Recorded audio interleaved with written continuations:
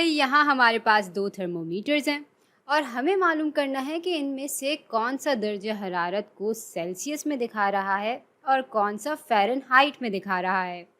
और हमें इन दोनों ही थर्मोमीटर्स पे पानी के उबलने और जमने के दर्जे हरारत पे निशान लगाना है। तो भाई सबसे पहले तो पानी के उबलने और जमने के दर्जे हरारत इन दोनों ही सूरतों में लिख लेते हैं। सेल्सियस में पानी 0 डिग्री पे जमता है और 100 डिग्री पे उबल जाता है, जबकि फ़ारेनहाइट में पानी 32 डिग्री पे जमता है और 212 डिग्री पे उबल जाता है।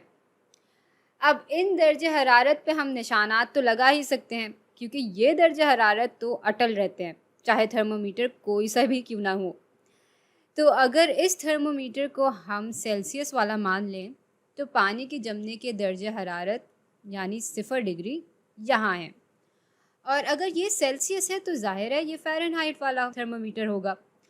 लेकिन 0 डिग्री पे इसकी मुतालिका कदर 32 तो नहीं आ रही, बल्कि कोई नेगेटिव कदर आ रही है, और इससे हमें मालूम हो रहा है कि यहाँ कुछ गड़बड़ हो गई है। भाई ऐसा करते हैं कि इस अमल को पलट देते हैं। अब इस वाले थर्मोमीटर को सेल्सियस मान लेते हैं और इस वाले को फ़ारेनहाइट वाला मान लेते हैं। तो यहाँ अगर 0 डिग्री है तो इस थर्मोमीटर में मुतालिका कदर बिल्कुल 32 ही आ रही है। तो भाई पानी के जमने की दर्जे हरारत पे हमने निशान भी लगा दिया, और कौन सा थर्मोमीटर सेल्सियस में दर्जे हरारत को दिखा रहा है और कौन सा फ़ारेनहाइट में हमने ये भी जान लिया।